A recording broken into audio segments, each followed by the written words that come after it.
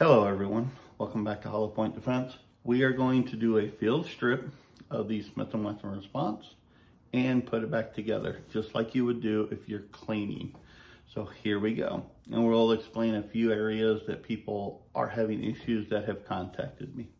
So here we go. First thing we're gonna do, make sure the gun is in the safe position. We don't want no accidents. And we're gonna make sure there's no mag, no round in here, look, feel, touch. And I have nothing in there. I always do it 2 or 3 times just to make sure. You never know. We're gonna put it back. So first thing I'm gonna do is pop these 2 takedown pins.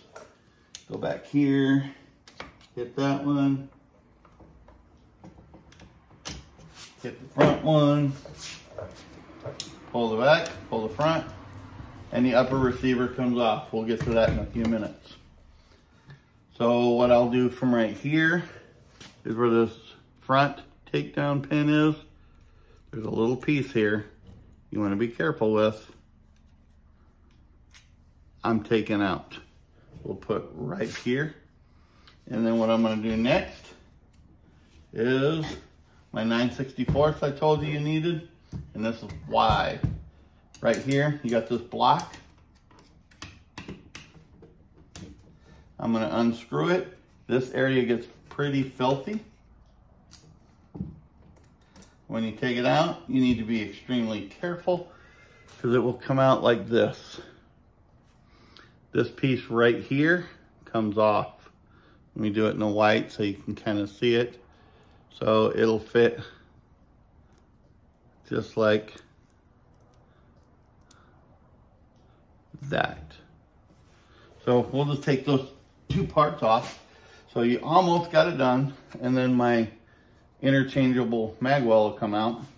Just like the AR, there's that little pen right here by your recoil buffer. Just press down, out, and this hammer has to be pushed down in order for this all to come out. So there you go. You can do your cleaning on this part. You're done. Go to the upper receiver. What we're gonna do is unlock the charging handle and pull all of this out in one piece. Put the upper down. If we're done with it, you can go clean it, clean the barrel, the inside of the breech, all that. Here you go, charging handle. My dental pick, because we're gonna take this pin out right here, so we can take the firing spring and the pin and the back half of this bolt out. But if you look inside there, you can see the firing pin. I'm gonna put a finger in here. That way it doesn't come shooting out. Push this little pin right out. And the back half of the firing, or block comes out. Bolt, sorry. And then you got your firing pin and firing spring. There you go. It's all taken apart. I am not gonna do the extractor because this extractor has a roll pin in it. I don't want to take that out. I do it once a year, depending on how much I shoot it. So right now I do it once a year. I take that out and clean it. I've already done it for last year because I got this last year, right when they came out. But probably in June or so, I'll tap that thing out and clean it, and we'll take care of it and put it back. We'll be good till the first part of the year. So here we go. You're done cleaning. You want to put this back together. We'll start with the bolt. You're going to want to get your firing pin, spring, front half of the bolt. There's that hole right there. There's that channel. This channel has to line up with that bolt because that's where that pin's going to go through and hold all this together. You're going to take your back half of the bolt, put it on here. I put a finger in to press down on the firing pin. Put this puppy back in there, your pin. It's all back together. It's that simple. I put the head of the pin on the left-hand side. So if you're shooting, it's going to be on your left. That's just where I put it.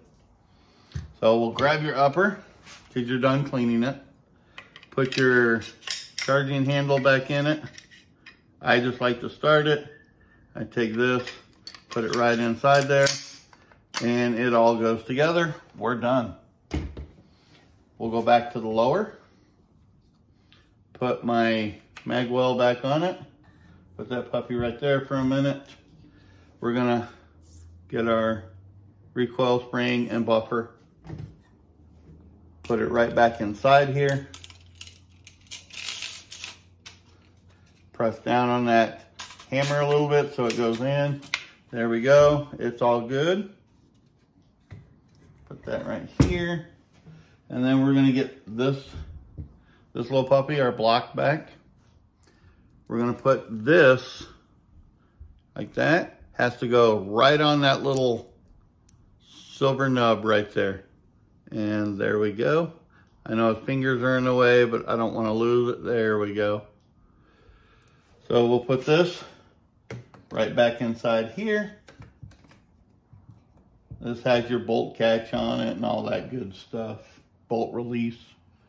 So we'll do that. Take my 9/64. We'll tighten that screw up again. Basically, I just put it to where it catches, where it just seats, and then I give it just a little bit. Not too much because it's an aluminum threads down there and you don't want to strip it out because I don't know what the issue would be on trying to get that fixed. Might be a pain in the ass.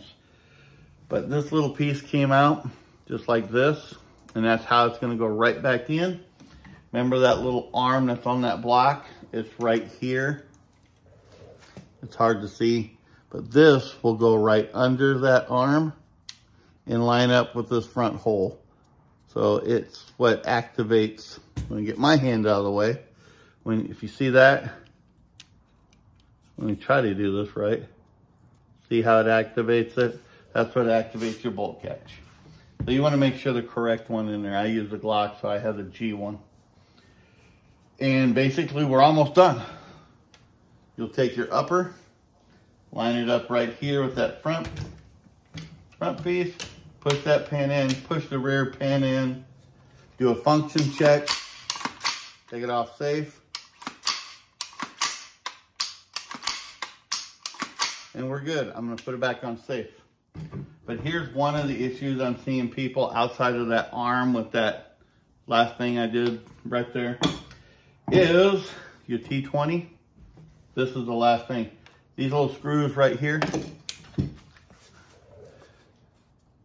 these handguard screws, do yourself a favor. Check these every time you shoot. The T20, they do come loose fairly easy. I'm not gonna Loctite them in there just because if somebody makes one of these in aluminum, I'm gonna change it. So I just put them in there nice and snug, nothing real bad. That's another thing I'm seeing people lose are these screws on their handguard. Pay attention to those and have a good time with it. There you go. That was a complete teardown and rebuild. We did it in about 8 minutes, probably 7 minutes without all the talking. So if you have any questions, post them below. And if you need a better video or something that you don't understand, let me know. I'll see what I can do. You guys have a good night. Take care.